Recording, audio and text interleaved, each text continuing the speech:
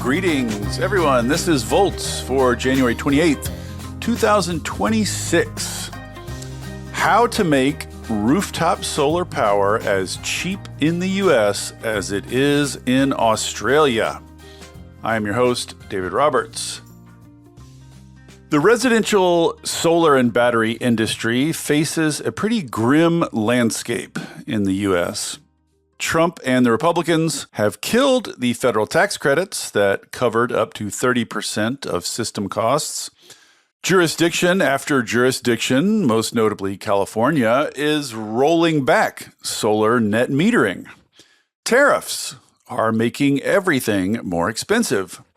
Unless something is done, rooftop solar, especially with the added expense of the needed battery, is going to lose out to grid power in most places in the U.S. That is obviously going to limit growth and deployment. What can the industry do to prevent prices from ballooning? The answer lies in so-called soft costs, the kind of red tape, often at the local or even neighborhood level, that is uniquely burdensome in the U.S. As I discussed on my podcast with Saul Griffith, U.S. rooftop solar and battery systems are effectively 3 times the price in the U.S. that they are in Australia, almost entirely thanks to the so-called paperwork tax. How can we bring those costs down, more in line with our peer countries? To discuss this surprisingly complex question, I have with me 2 individuals who have, it is fair to say, devoted their lives to this very subject. Nick Josefowitz runs Permit Power, a nonprofit working with policymakers to make rooftop solar more affordable in the U.S. Adam Birch, known to one and all as Birchie, needs little introduction in the solar world, where he is a 25-year veteran. He left the industry a while back to co-found Solar App, a permitting software platform that we will be discussing later, and Open Solar, which helps simplify processes for solar installers, and which we will probably also be talking about momentarily. Nick, Birchie, and I are going to talk all about how to tame soft costs.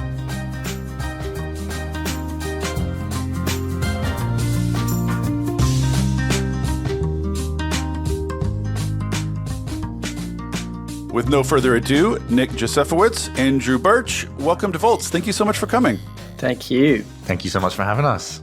Both you guys have really interesting personal stories. You're both in the industry, came to this from the industry. We're sort of convinced of the need for this through your experience in the industry, and now you've ended up doing this. But I will, with your forgiveness and permission, just skip all the bio stuff because I want to get straight to the meat of the matter, and I want to spend as much time as possible on it because I feel like I, at this point, have read a million articles and heard a million podcasts talking about U.S. rooftop solar is more expensive because of soft costs. And that's usually the beginning and the end of it. And there's usually just a lot of hand-waving around it. And I want to know, what do we mean by that and how do we solve it? So we're just going to get straight into the guts of the matter, if you guys don't mind. Nick, I'll set you up. I've already been talking too long. I want to hear from you. So you and Birchie both have come out with models basically showing that with a set of reforms, you can get rooftop solar in the U.S. down to, I think in Birchie's model, it's $2 a watt. In yours, it's $1 a watt. Either of those would be amazing. $3 a watt would be amazing.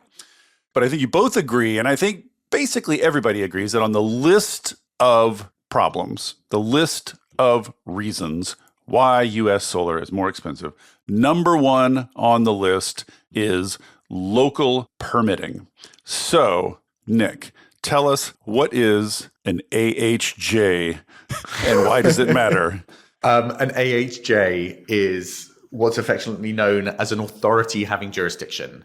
And that is one of the 20,000 local governments that issue you a permit to put solar on your roof and a battery in your garage.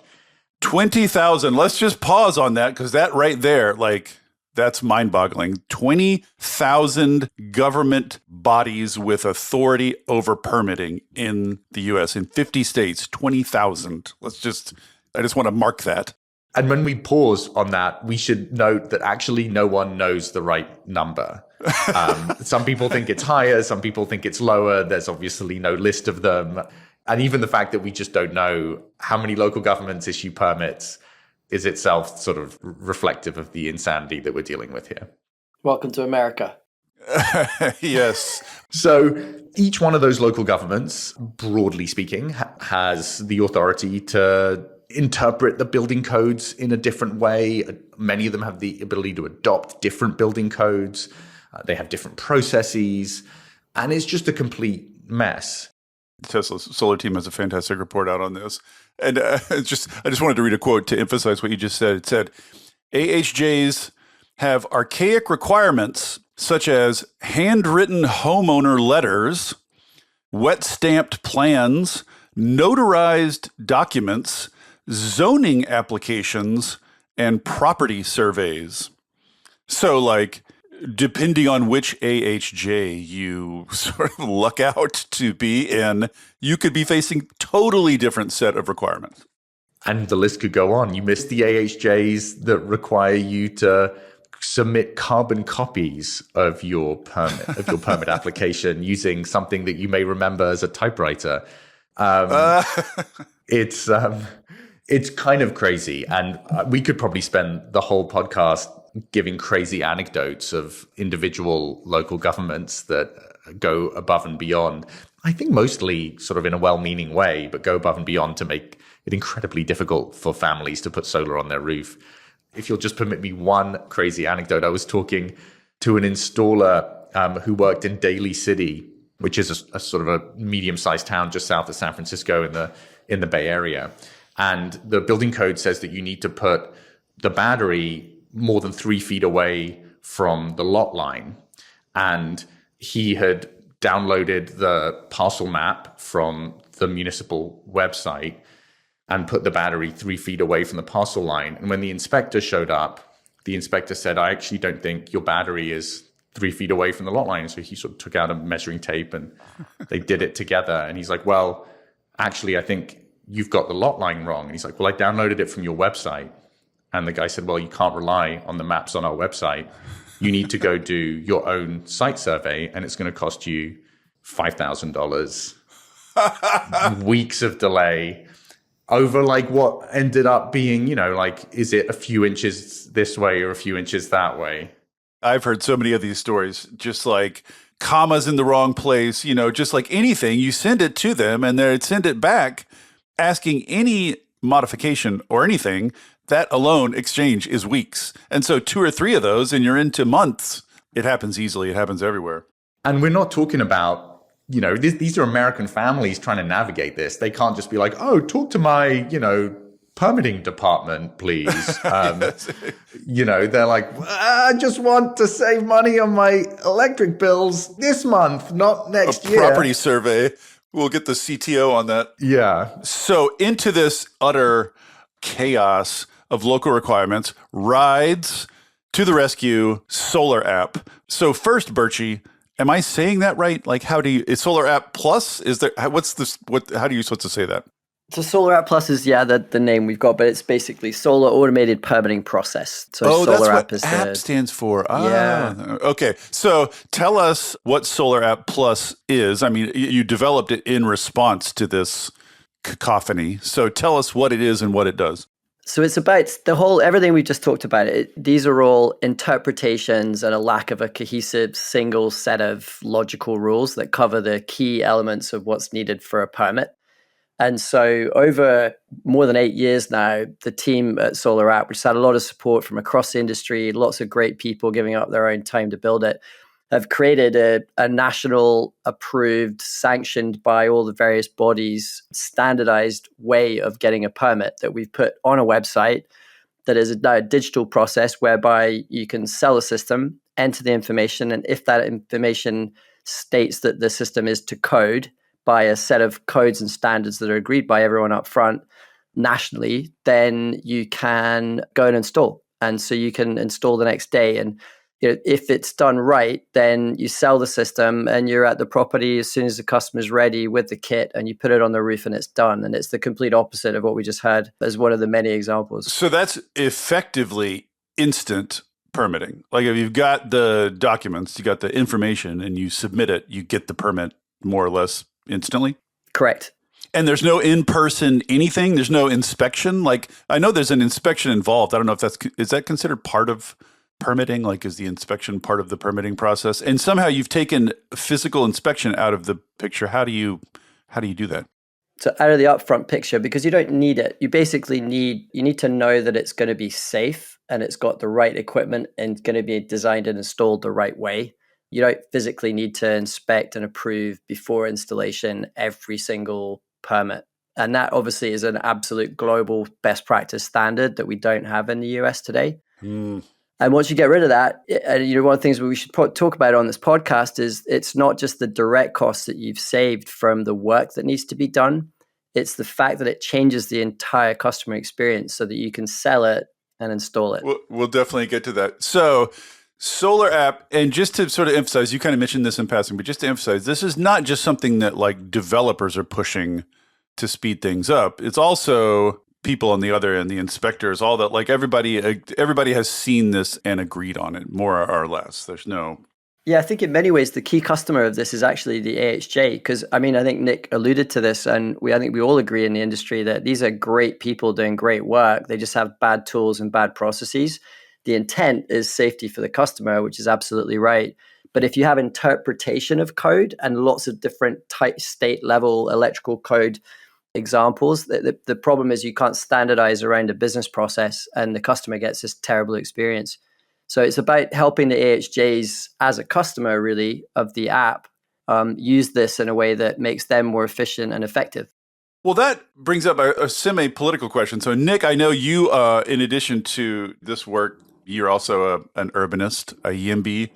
I was reading about AHJs, and it's hard not to see the sort of analogy to all the many local bodies futzing with urbanism and buildings and building permits. And one of the problems in that area is that a lot of these little AHJs, there's the thing about human beings is if you give them a little bit of authority, they like it and they like to exercise it and they are jealous of it and they like to keep it. And this is, this manifests as NIMBYism in the urbanist area. But I just wonder, is there because you can't tell an AHJ that they have to use solar app, right? Like they have to do something affirmative to adopt it. They have to make a decision, basically. And I just wonder, are they jealous of their prerogatives? Are you running into any of that? Like they don't want to give up their little system where they get to see the plans 12 times before they go into place and all this kind of stuff. Are you running into any sort of NIMBYism in this area? Sometimes. A good example of that would be Boulder County, Colorado, where they have a rule that every building built before 1975 is potentially historic.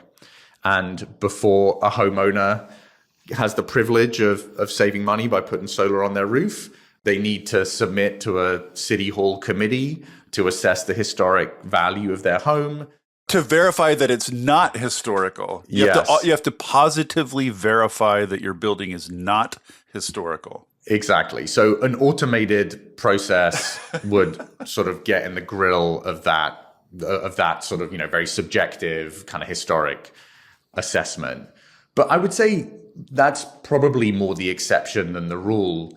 Most building departments, they're just really busy and they have so many different priorities, and the mayor's sort of, down their throats on the mall redevelopment or trying to revitalize downtown or whatever it is, and making it really sort of cheap and easy for homeowners to put solar on their roof is just not very high on their priority list. And so it's difficult to get their attention to it. They often don't have anybody on staff who sort of has experience deploying sort of software.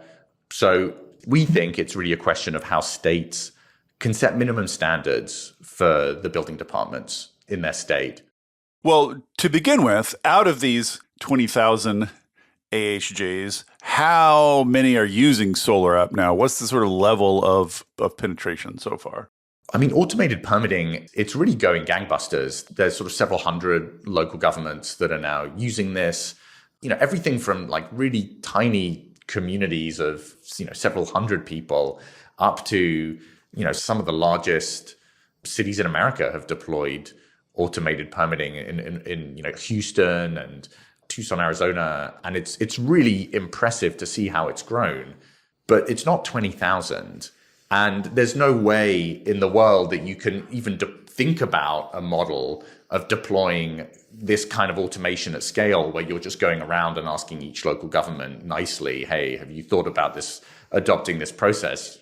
This is the thrust of my question, because over and over again, like as we're going through this list, we're running into things that like the business can't do. Like the solar installers can't do this. They need policymakers to do this. And as I look, I was like, you got to persuade all these AHJs one at a time to switch to this thing. So surely there must be some way to chunk this, to do it in semi-bulk. So you're targeting states. Like what would a state law look like? Would it say our AHJs have to use solar app, or is it something more?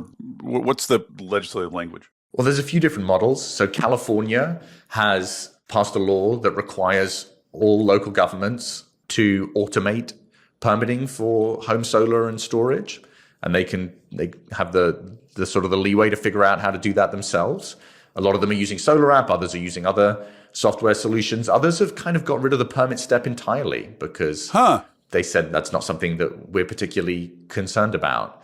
The state of New Jersey, they just, actually on Christmas Eve, the outgoing governor Murphy signed legislation that would require their state Department of Consumer Affairs to roll out an automated permitting system for home solar and batteries. And then local governments are required to either use the state system or they can roll their own.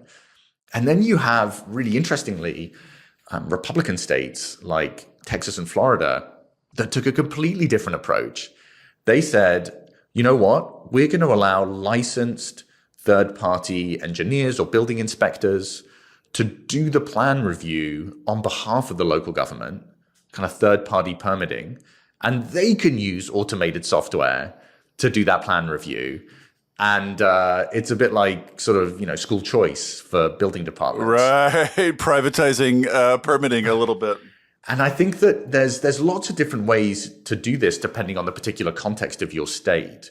But ultimately, I think it is really about the state saying, hey, it's important to us that we don't have this kind of government red tape blocking American families from installing rooftop solar cheaply and easily and saving money on their electricity bills. Well, I got to say, like, just intuitively, if you're engaging in a process that is taking you 2 to 3 months and you can easily replace it with a process that is instant, that's pretty damning about the previous process.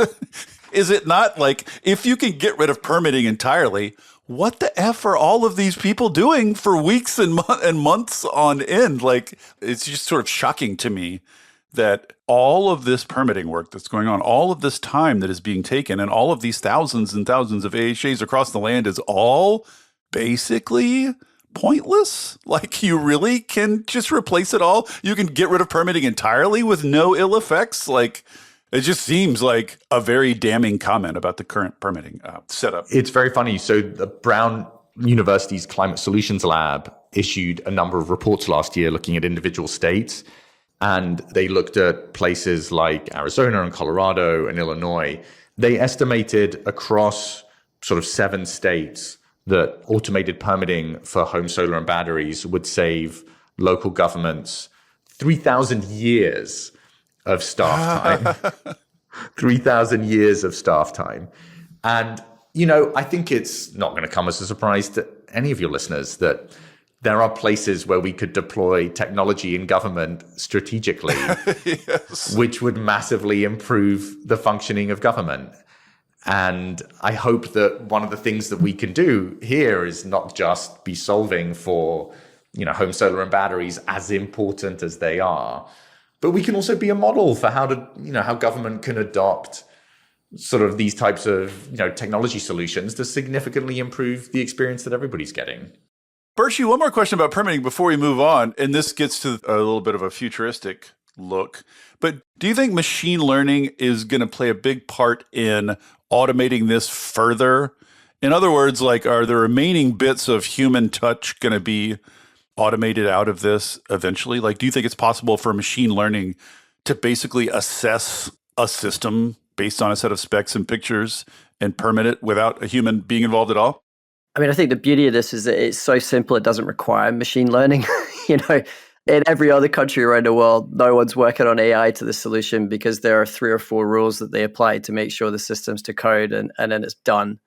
This isn't one of those instances where AI comes in and solves it. It's really a systematic failure. Not a failure of any one city. It's a failure for all cities and states with policy to look at this holistically and say, we need a digital standard. It's a very simple set of rules. We just need to agree what they are and implement them. And that, I think, is what Permit Power and Solar App are doing now with state policy across the states. And the sooner we have it, the better. All right. So permitting is the big one. Permitting is public enemy number one here, the big villain. And we have in our hands basically a solution to that problem, which is getting these local AHJs to adopt this instant permitting, which they can now do off the shelf thanks to Solar App. So that is a solved problem. It's basically just browbeating the states into browbeating the AHJs into doing this thing. But as you say, like, it seems like for most of these AHJs, this should be a boon, a help. It's giving them time back. It's allowing them to hurry up. So for all the hoo-ha about that problem, it does seem like it's in hand, at least like a solution is in hand. The second thing I want to talk about, which is related but slightly different, which is interconnection. There's permitting Michigas, and then there's interconnection Michigas, which is slightly different. The permitting is up to these local AHJs. The interconnection agreement you have to get to hook up a local system goes through the utilities. And again, there are lots of them too. There are hundreds of them too. So what is the approach there? Nick, maybe you start. And how do you prioritize that relative to the permitting thing? How do you rank these relative to one another? It all comes into under the sort of the general framework that we should make this as simple as standardized as possible, and that we should get rid of unnecessary costs and processes so that ultimately American families, when they buy solar, can have it installed in a few days. That's kind of like what we're going for. And, some utilities do a lot better job of interconnection, and some utilities do an absolutely miserable job of interconnection. So as an example, in New Jersey, Atlantic City Electric can sometimes charge homeowners almost $20,000 for grid upgrades for the electric grid before they can install a home solar system. So this is after you've waited for 2 months or whatever for your permit. Then you pivot to deal with the utility, and they want $20,000 more. So that you have the pleasure of upgrading the sort of the distribution grid for your entire sort of block. And they can take an extremely long time sometimes to process these very simple applications. And PG&E is pretty bad too. I don't want to calling out individual utilities, but I hear enough people complaining in California. Is PG&E, where do they rank on this specific metric? PG&E has been getting better for simple home solar systems. They are really struggling on interconnecting sort of slightly larger solar and battery systems, EV chargers. I think there was recently, maybe a lawsuit that was filed that the PUC in California was not holding their feet to the fire for missing statutory deadlines that they had. Yeah, this is not an issue that is confined to one utility, although some utilities are doing it better than others. But I think, ultimately, what's happening is that for things that are a real priority for the utilities to interconnect, like data centers, they're getting incredibly creative by offering fast and flexible interconnection options. And I think fundamentally, What we're saying is like, hey, if you're going to offer that to the utilities, let's offer it to American families too.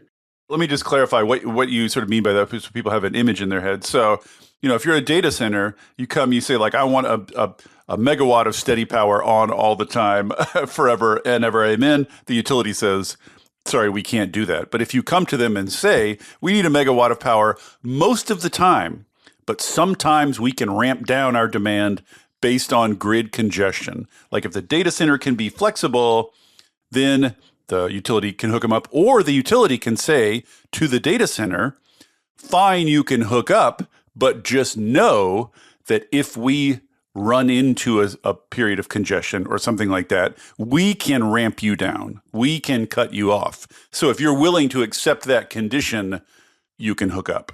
What do they call it in ERCOT? I think the general term is just flexible interconnection, and there's it's something in connect. I don't know. There's some gimmicky term they have. Connect and manage. Yes, there it is. So is that basically what you're talking about? Something, because Birchie, jump in here, because isn't that what they've ended up doing in Australia now? Sort of like you can hook up all the rooftop solar you want, but the utility has the right to curtail you in certain circumstances? Yeah, that's the historic setup now, and it's being augmented more recently because you got penetration hitting something like 40% now across the country, and in South Australia, so it's 50%. And what you're kind of bleeding into is the need for a kind of open, transparent market for grid services, so ancillary services that support the performance of the grid.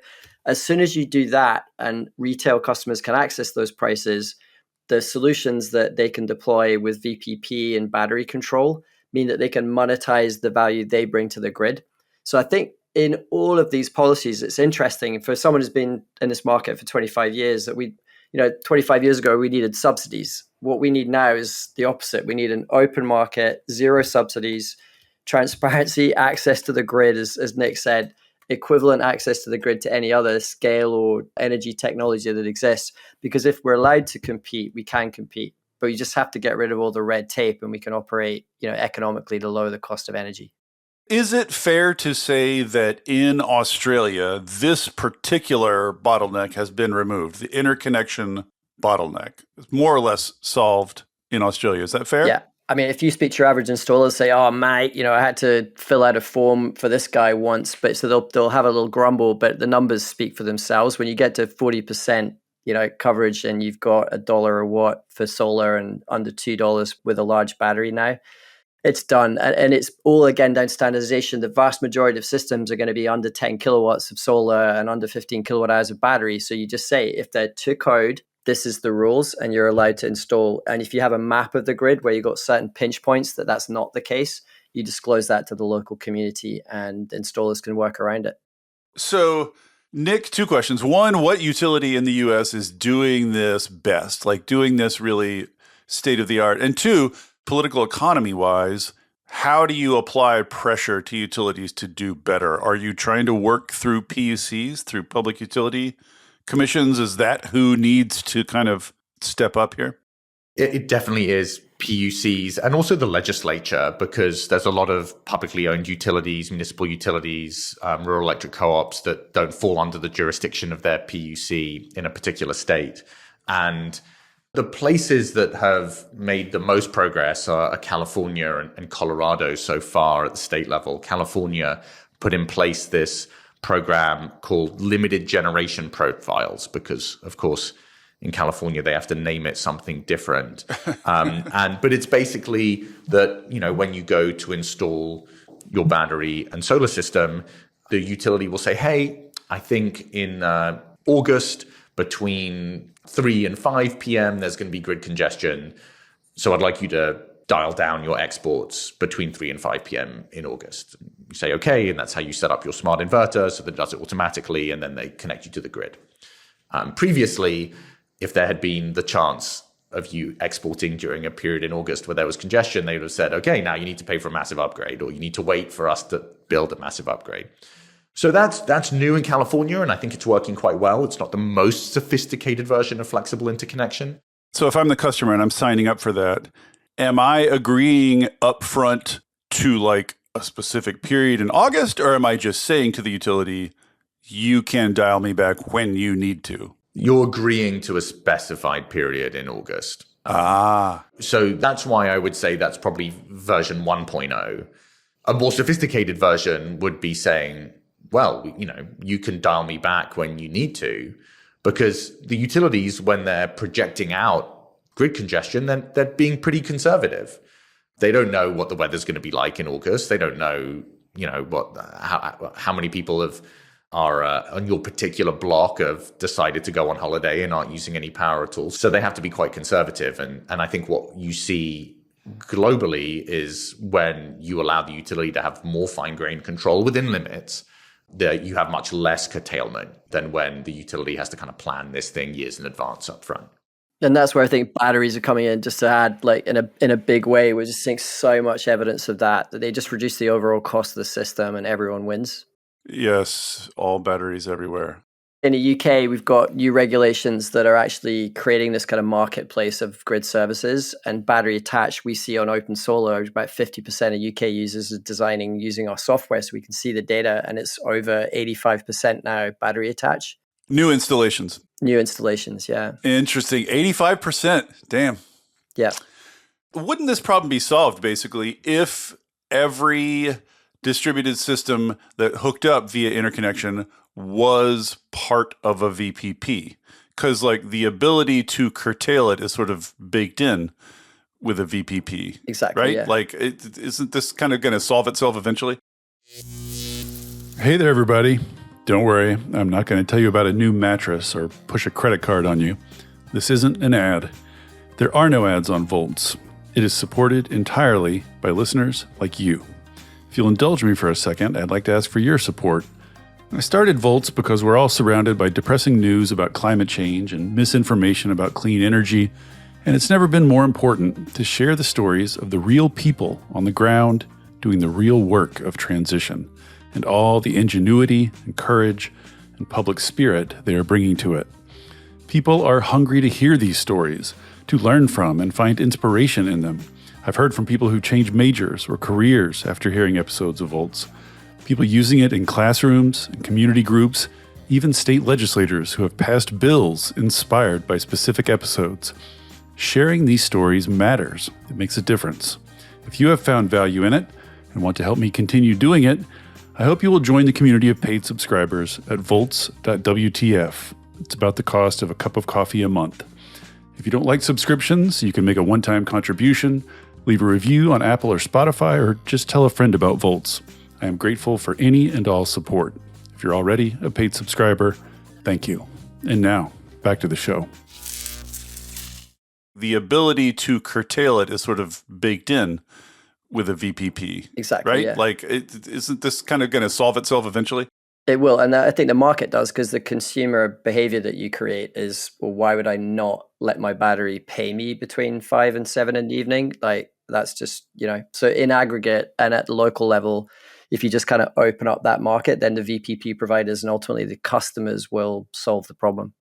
All right. So that's permitting first and then interconnection second, which are distinct problems. Permitting, you're trying to get AHJs to get a clue, adopt instant permitting. Interconnection, you're basically equivalently trying to get utilities to do instant interconnection, basically, more or less. The two related, David, sorry to interject, but just I want to highlight that, this core kernel of the problem we're trying to solve with standardization, once you have a sort of national standard of what you're allowed to install, that same process can be used to provide that visibility and certainty and sort of security to the utility user who's got to interconnect it. Let's just imagine and dream for a minute that we have someone who looks at energy holistically for their population and state. They would say, okay, if I automate permitting and enforce Solar App, and I have a standard set of rules off the back of that requires certain systems that are under a certain size and installed to code, then they have to perform they have to operate in a market format, like an open market format with VPPs. Then you have all the solutions, for the grid operation, but also you've solved for customer affordability because you've made the cost lower. You've got an additional revenue stream, which improves the economics. You don't need a subsidy, don't need the tax credit. And that obviously then means businesses can invest with visibility and certainty, and the whole thing suddenly takes off. Right. So the standardization has knock-on effects for utilities, for other businesses involved. It makes everybody a little bit more confident. And I want to also add that this kind of like model of like fast, standardized, flexible interconnection, it's not just for sort of home solar and batteries. It's for all scales of renewable projects, and it's for all the types of loads as well. New loads that are coming online, EV charging, new factories, data centers of all these different sizes. And it's basically about how you take a distribution grid, which is not very well utilized at the moment, and allow it to be utilized a lot more effectively. So go from like whatever it is, 50% utilization up to 60 and 70% utilization. I think there's a real opportunity there to think kind of about how all these different loads connect and utilize the grid, as Birchie was saying. And one example of this potentially happening this year is there's legislation in New Jersey. And I think Governor Mike Sherrill has a huge opportunity to kind of be a leader on this, given how central energy affordability was to her election. There's a bill in New Jersey which is going to sort of direct their PUC to do flexible interconnection, both for loads and for generation. Yeah. And I think sort of thinking about it collectively is really exciting and is part of that political economy aspect that you kind of asked about. The final question about interconnection. Is there an equivalent sort of software tool like Solar App that helps, or is this another thing, Birchie, that is so simple that they don't need software tools really to do it? There'll be a lot of software needed to deliver it, but I think that would be delivered by the private market. I think the set of rules that's required is actually really simple and straightforward. Okay, so we've been through permitting, local permitting, we've been through interconnection. I think those are the two biggest culprits for why U.S. rooftop solar is more expensive. But there are some other pieces too. Birchie, we mentioned earlier, one of the big chunks of the graph I often see for why U.S. costs are so much higher is customer acquisition. As you mentioned up front, one of the reasons it's hard to keep customers on board is that they have to deal with a Baroque, Kafkaesque bureaucracy that can take weeks or months. And, you might run into a $20,000 charge months into the process, et cetera. So obviously, in those circumstances, customers are going to bail frequently. So do you think standardizing permitting and standardizing interconnection and making both of those fast and standard will in and of itself solve the customer acquisition problem, or is there more to it than that? I think there's more to it, and again, connected. So as you said, trying to sell something that costs $30,000, $40,000, $50,000 is a very detailed process that takes time for a customer to get comfortable with, to be fully educated. If that system costs, $7,000, $8,000, $9,000, $10,000, $12,000, that's more a credit card, high-speed purchase. So that means the salesperson selling 2 or 3 times as much, so the cost per salesperson declines. The acquisition cost basically falls with cancellation rate. There's a pretty well-documented cancellation rate that's pretty linear from time to install, because there's this a natural kind of buyer's remorse phenomenon that happens when you wait for 30 days. You'll see 10, 15% people cancel. Twice that, you'll see that double. So this solves all that. So I think, so you get the permitting and the interconnection policy right, then you're in a much, much more efficient place. And then what we're seeing is the bit that the installers control, and this is what really, I do with my open solar hat on, is give them the toolkit where AI does actually have a big role to play, which is to automate the design process, to make things instantaneous on the customer education side, to make technology do the work of education and closing, so that you can sell as an installer so much more with so much less cost. So I think that business process and software piece, even in a world with a horrible permitting journey, still has a very, very big role to play. And we see open solar doing that.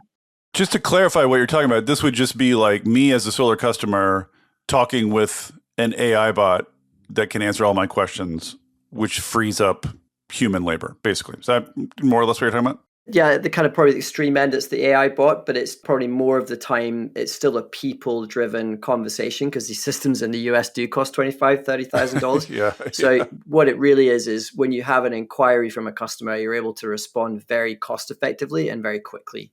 And then you get that information, also making sure if someone's in living under a forest or in an apartment block, they know that they're not the right customer without spending money on that process, and just being much more effective in dealing with the funnel saves you in really important time and money, especially when it costs so much to permit and process the customer. I think there's an opportunity to be much more transparent with solar pricing as well. I think ultimately we really believe that we want to be putting more and more power in the hands of American families to control their energy futures.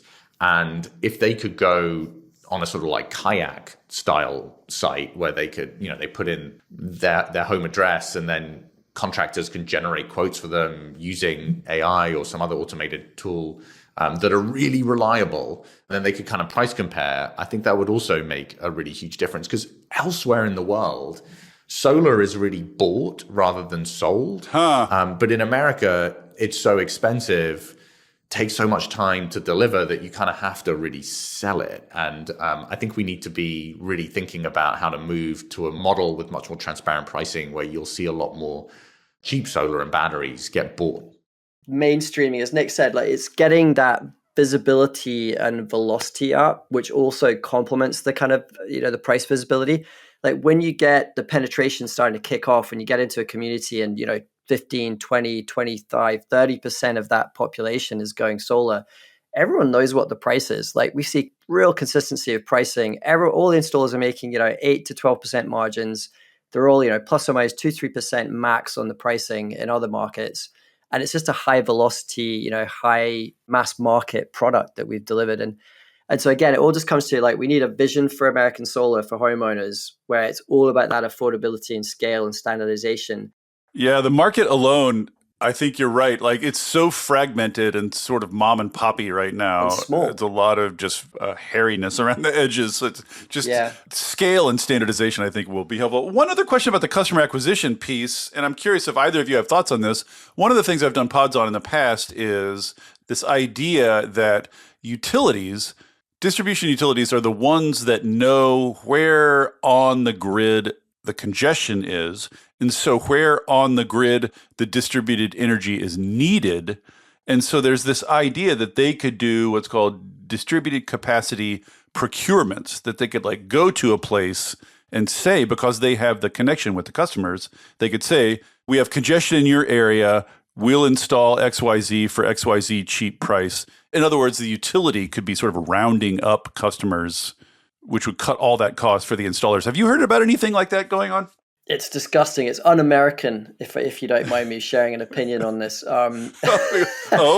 Taking a technology that can be enjoyed by all and sold by all, and restricting its sale or the value in that sale to a small subsegment of the people who could be getting into this solar economy, I think it's just not the market solution. So that information should be freely shared. It's not like they'd be prohibiting distributed systems outside of these areas. Well, I mean, as long as that information is shared, and of course the utility should be allowed to sell solar, but the actual rights to the information of what the grid needs should be absolutely publicly available to all. Yeah. Nick, any thoughts on distributed capacity procurements? Is that on your radar at all? One of the things that I think is really interesting is that right now, home solar and batteries are really too expensive. And so we spend an enormous amount of time thinking about, who's going to finance them and who's going to own them? And is it going to be a Wall Street bank owning them with a lease, or is it going to be a utility because of their cost of capital or whatever?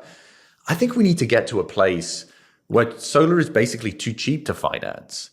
And I think then all of these discussions about kind of who owns it and cost of cap and this and that, it goes away because it's just really cheap, and you can just, a homeowner can just decide to buy it if they want. And so that's kind of, our vision for the future. I mean, in the meantime, I'm sort of fairly agnostic about who the ultimate owner is. But I know that oftentimes when you have to go through a sort of a complex corporate ownership process, whether it's a utility or a bank or a fund or whatever, that just adds extra costs and extra process. For sure.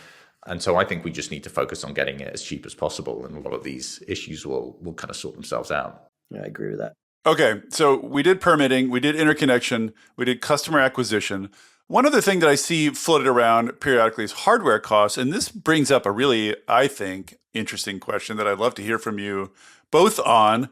So, the sort of current policy position in the US is that allegedly, we want to encourage domestic manufacturing. We don't want China to dominate all these products. And so we've got giant tariffs on a bunch of products that are making things more expensive for the people who install those products.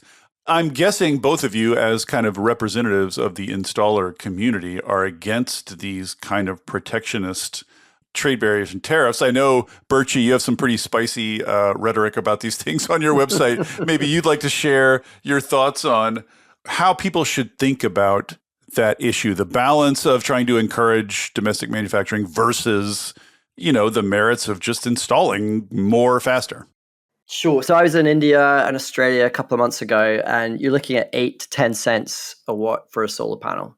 So if you compare that to the $5 a watt that an American consumer is paying for a solar and a battery, gives you the kind of perspective of the importance of this. So the biggest thing is that getting the permitting and interconnection and everything we talked about standardized. And then, whatever federal policy is on domestic versus overseas, we kind of don't care as much. I will say, and you'll see on my website, that I am personally of the belief that we should care less about where the manufacturing is done, given that we are just talking about 10 cents a watt, and there's so much economic rent to be had in the local community where all the jobs are in sales and installation and logistics. Yes. That's where the value creation is phase one. The actually even bigger value creation is in what we do with a lot of cheap electricity. And I think if you listen to the... Thank you. I just want someone to say this. It's not like the market in coffee makers or widgets Exactly. Or something. This is fundamental. These are not widgets. They create energy, which is prosperity. This is not a normal consumer product. And it's competitive. This is the thing that America has to be really, really careful about, no matter what your political colors. If you don't have an energy efficient economy, if you're literally uncompetitive because you've got fossil fuels and high permit cost clean energy, you're basically not going to be able to compete in manufacturing, you're not going to compete in services. And I think importantly for the current administration, you're not going to be able to compete in AI. And so you don't just have a problem with the amount of electricity that's needed, you're just unable to compete in any of these core industries. And so, every other country around the world is seeing what's happening with this, IEA have said it's the lowest cost energy in the world. And so they should focus on that. And the security aspect is often cited as, we need American panels, and the Europeans are like, we need European panels. This isn't a gas pipeline coming in from Russia or from China. Yeah. Once you got the panels, you got the panels. There ain't nobody switching off the sun. So, you could much more effectively and efficiently just stockpile a couple of years worth of panels, which in effect is what we already do in the supply chain right now. And there's your security solution as well. So if it's about economics, jobs, and security, you really shouldn't care where they come from. That's your strategic oil reserve, right? Exactly. It's just a warehouse full of a warehouse full of solar panels. Yeah. Huzzah to all that. Nick, I'm guessing, just from a political economy standpoint, this is probably a windmill that is too large for you to bother tilting much. Do you do much work with federal policymakers trying to talk them down off of some of these tariffs? I do absolutely zero work with federal policymakers on tariffs, because I think every religion in the world has some version of God give me the grace to accept the things that I cannot change. Yes. And so we're very much about getting the grace from God on those things that we cannot change. And also I think because panels, even with the tariffs on them, are just very cheap. And, it's actually one of the engineering miracles of my lifetime, how, we've gone from sort of incredibly expensive panels to panels which cost, $50 or less, and kind of cheaper than a sort of plank of wood. And it's not that's really driving up the cost of home solar and batteries. It's all the things that we talked about, permitting, the paperwork around permitting costs, order of magnitude more than the panels do. So if we can focus on permitting more than panels, I think we can see the most benefit for American families here and for our economy. All right. So we did permitting is a big one, interconnection, big one, customer acquisition. We did hardware costs. There's a couple other things to say about hardware, but we don't have to get too far down that. We don't have to talk about string inverters. There's only so many rabbit holes we can go down. Anything else you'd like to mention that would be necessary to bring U.S. rooftop solar down to Australia levels? Or have we covered the big pieces. Any other remainder bits you guys would like to mention? I was going to just mention homeowners associations before maybe we talk about also political will. Do they count as an AHJ? Is that technically an AHJ, or is that different? Is a homeowners association like some extra legal? How does it fit in that? It's not technically an AHJ, but homeowners definitely need protection from their HOAs. Yes. And there are hundreds of thousands of them around the country, and almost 100 million Americans live in HOAs. It's funny, and I've never heard one say a fond word about their own HOA. It kind of makes you wonder why there are so many places if everybody seems to hate them so much. They can just add inadvertently months of delay. It's sort of like, we generally allow everybody to put whatever solar on the roof that they want, but you just need to go through the architectural review committee, and the architectural review committee meets in April, and then April comes around. It's like, well, Jimmy was in Tampa, so like we didn't have quorum, so we're now going to sort of postpone this to the June meeting, and before you know it, you've gone months and months and months with just absolutely no reason. So we really believe that HOAs should just have no role in approving home solar and battery projects. Full stop.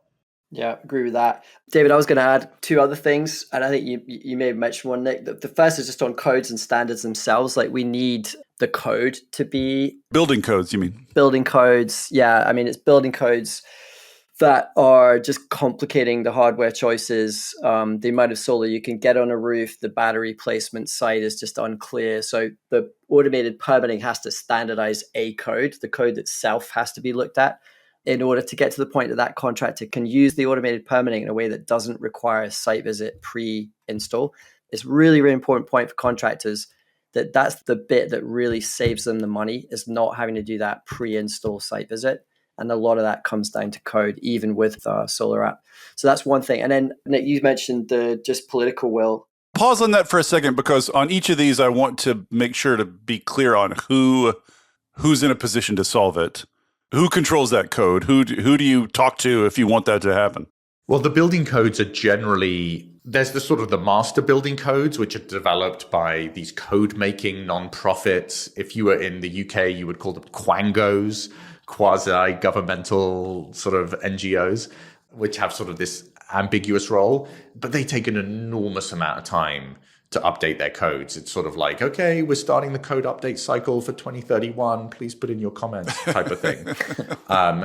Ultimately, it's the states that in most cases are sort of adopting the base building codes. And so I think there's an enormous opportunity for states to step in and say, like, hey, we need a building code that optimizes for energy affordability. We need a building code that optimizes to allow American families to put solar and batteries in their home cheaply and quickly.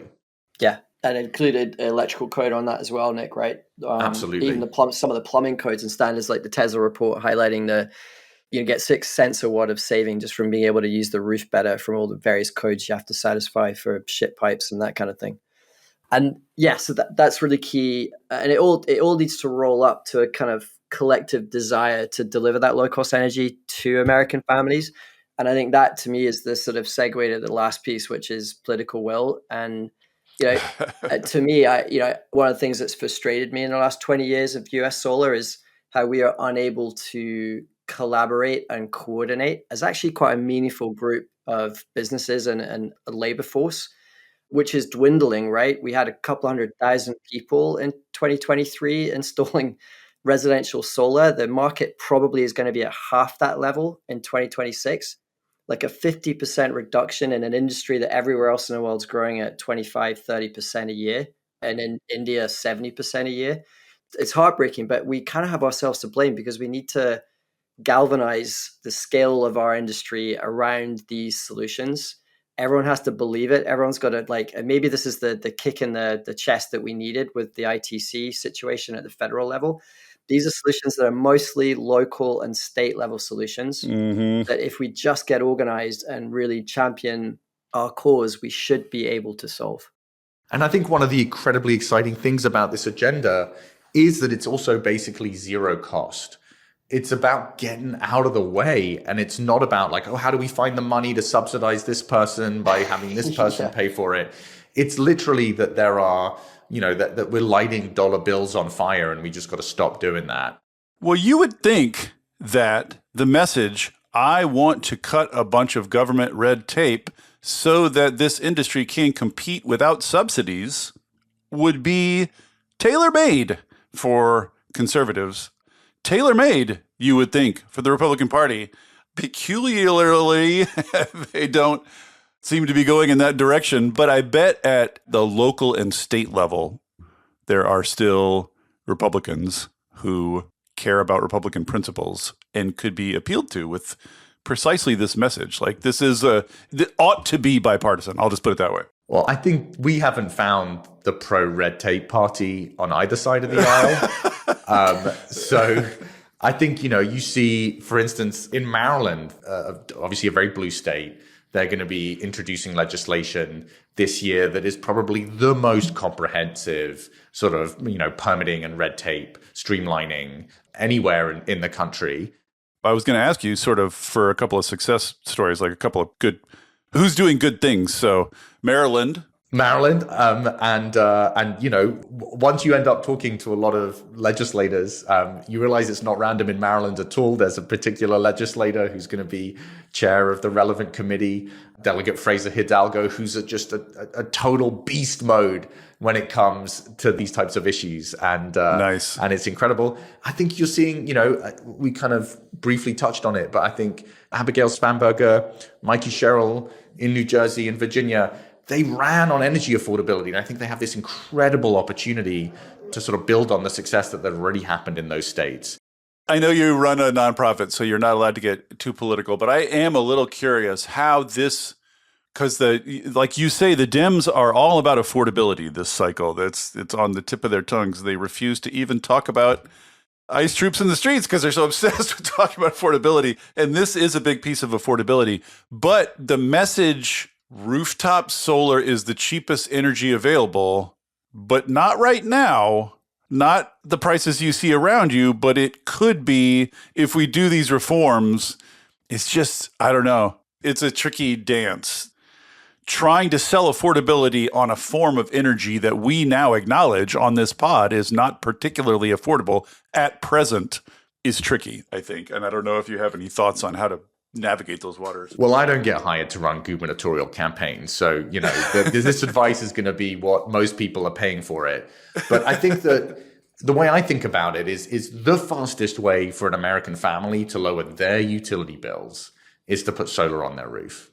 And we need to just make it cheaper and easier for them to do that. And when we survey American families, there is overwhelming support for making it cheaper and easier to put solar on your roof and to streamline all of this type of red tape.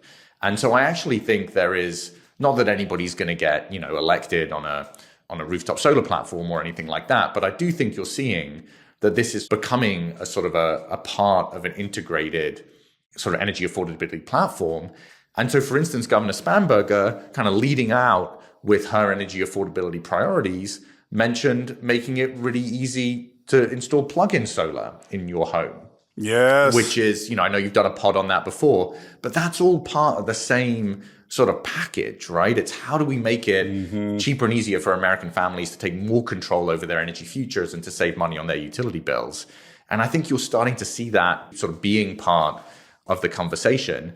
And you're also going to start seeing voters looking at their neighboring states and saying, like in New Jersey pretty soon, once this law comes into effect, you'll be able to get your permit instantly. And then if you go across the river and you're in New York and you got to wait 9 months for some combination of like architectural review and I don't know what, I think voters will start turning to their state reps, turning to their electeds and be like, why does New Jersey get the nice things at the nice prices and New York is doing nothing to help me get solar on my roof? So I'm confident that we're going to have a sort of a positive feedback loop on this type of stuff, and that there is going to be sort of enough excitement around it, because we're also, the other thing, Dave, we're not asking for the biggest political lift here. So you don't need, sort of like continental level political campaigns to do this. We've all had to lower our sights a little bit lately. Nick, we've all had to become more modest in our goals. Yeah, but it does seem like there's a convergence here. Like, this is good for the local regulators, saves them time, speeds things up for them. It's cheap for the homeowners. Like, utilities get a little extra controllable capacity. Homeowners get cheaper bills. The big macro drive for grid capacity, to free up grid capacity to get data centers on, that's served by rooftop solar. It does seem like our politics are extremely dysfunctional right now, but it really does seem like this piece is in everyone's interest. It's in everyone's best interest. It's hard to think who would be, you're not fighting against sort of concentrated opposition here. You're just fighting dysfunction. You're just fighting American political dysfunction. But like, this is to everyone's benefit, I think. Yeah, but you got to remember, in Australia right now, we're delivering, when you solve the permitting and the red tape, you're delivering electricity at 5 cents per kilowatt hour. Like, there's nothing political about that other than if a politician wants to actually get that price for their constituents, all they got to do is remove the red tape. And so it's really a question like which politicians are going to jump on this and make the win, like who's going to get the political points from it. That to me is the more kind of potentially aligned view is, all right, come on, who's out there? Which cities, which mayors, which states are going to win and be the leader and get the points? And in Australia, you see the Conservatives and the Liberals fighting over who's going to be more pro-rooftop solar in their elections. Nick, as someone who comes out of urbanism, you'll be familiar with this dynamic, which is once you've done it, no one wants to go back. No one dislikes it once it's done, but no one learns from that. So it's like it's the same battle every time, but like no one who's got a rooftop solar system and a battery reducing their monthly bills by whatever, $20, $30 a month wants to go back. No AHJ wants to go back to spending more time on all this stuff. Like all this stuff is like once you get it done, it roots itself quickly because it's just better. But like getting people to do things that are in their own best interests is difficult. So a final question for each of you. Nick, if I'm just an ordinary schmo out there in the hinterlands, in the American hinterlands, and I want to be useful on this topic, what can I do as an individual? Is the best thing for me to do just to install solar, or who should I talk to? Do I need to like Google who my local AHJs are and try to get a hold of them? Is there a recipe for individual sort of advocacy or activism here? I think just getting in touch with your local or state level elected officials and saying, hey, you just need to make it easier for all of us to put solar on our roofs and save money on electricity bills, and make sure that you're setting minimum standards for utilities and local governments. I think that goes an enormously long way. And if anybody has had a particularly bad experience around sort of installing solar with their local government or their utility, I mean, we kind of want to hear that, because often, we can talk about dollars per watt until we're blue in the face. The one story that is super compelling is ultimately, I think, much, much more likely to move policymakers. And so you know how to find me, nick@permitpower.org, on the LinkedIns, on the socials. We'd love to hear from you. And I think we can do this.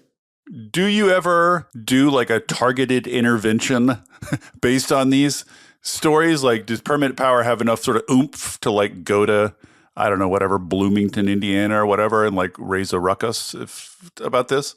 We don't have the capacity to work across like local governments because there's just way too many of them.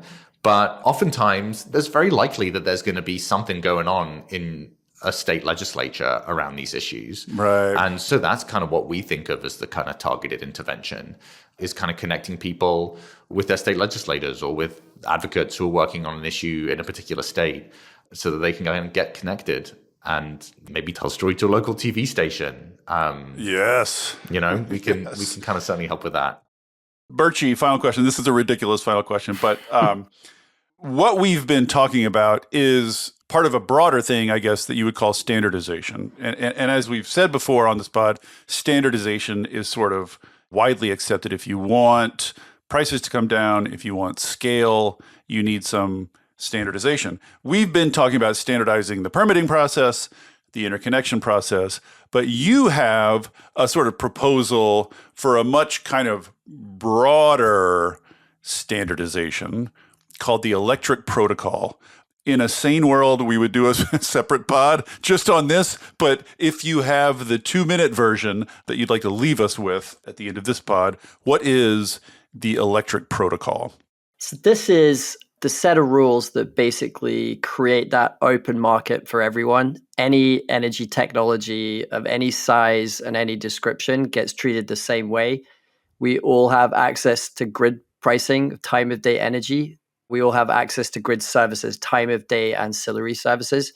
If you simply do that and you make that available to everyone, the market can solve all of these problems without subsidy. So these are zero cost solutions that we can all deploy now as governments in any country to allow, what is now the lowest cost energy in the world to create the solutions for each individual customer and the grid as a whole.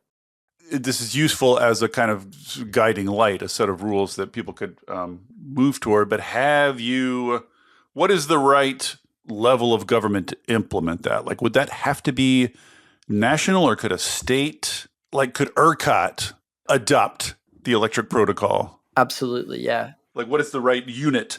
Yeah, in the US, it's most likely a state-driven thing that you have a state governor, a state party who sees what every other country is doing around the world, sees the opportunity for domestic, American, low-cost, clean energy, and sees that it won't cost the public purse, and sees that it can dramatically lower the cost of energy, increase energy access and availability for business and homeowners, that they just say, we want to do this. And it's really quite straightforward. You would standardize and automate permitting and interconnection, simplify code, and you create the market pricing that every homeowner and small business can access. That just enables, in a very, I think, American way. Admittedly, you got 2 weird accents on this podcast, but both very much, American advocates for clean energy for a long time. It's a very American solution that doesn't cost money and gets you to where you need to be, driven by the end consumer, not by government spending. Hallelujah to that. All right, you guys, this was awesome. This is just what I wanted. This question has come up many, many times from my listeners and audience. We're always talking about soft costs. They're like, well, what do you mean and what do you do about them? I think this is extraordinarily illuminating for everyone, and I hope people will take it and run with it. So thank you both for coming on and walking us through it. We appreciate it. Thank you. Thank you so much for having us. It's the Make It Cheap agenda. Exactly. Thank you for listening to Volts. It takes a village to make this podcast work. Shout out especially to my super producer, Kyle McDonald, who makes me and my guests sound smart every week. And it is all supported entirely by listeners like you. So if you value conversations like this, please consider joining our community of paid subscribers at volts.wtf, or leaving a nice review, or telling a friend about Volts, or all 3. Thanks so much, and I'll see you next time.